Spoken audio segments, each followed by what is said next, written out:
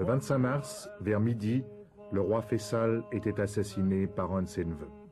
Cette nouvelle a plongé le pays dans la consternation et l'inquiétude.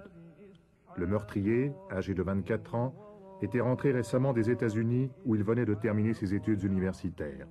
Il était connu pour ses idées farouchement pro-palestiniennes et l'on sait qu'il reprochait à son oncle son attitude trop modérée. Était-ce le mobile de son crime? Personne ne peut sérieusement répondre aujourd'hui. En Occident, la politique de Faisal était considérée comme un facteur de modération dans la poudrière du Moyen-Orient. À l'intérieur, il avait su assurer l'équilibre entre les provinces les plus importantes et les tribus les plus influentes.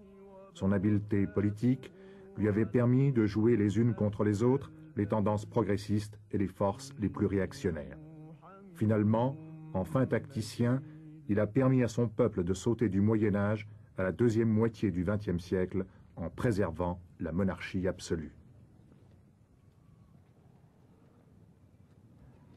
Le jour de l'enterrement, dans le principal parc public de Riyad, des tentes ont été dressées pour recevoir les délégations étrangères. Les principaux chefs des États arabes sont venus saluer la dépouille de celui qui a été depuis la mort de Nasser l'un des principaux leaders du monde arabe.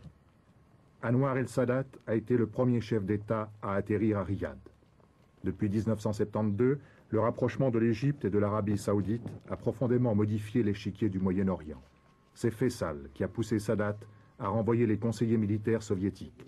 En contrepartie, l'Arabie saoudite a payé de nombreuses factures d'armement pour l'Égypte.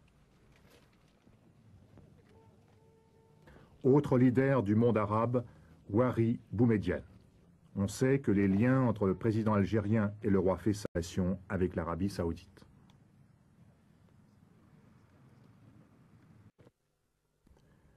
Plusieurs délégations ne sont pas parvenues à temps pour les funérailles. C'est le cas de la délégation des États-Unis dirigée par Nelson Rockefeller.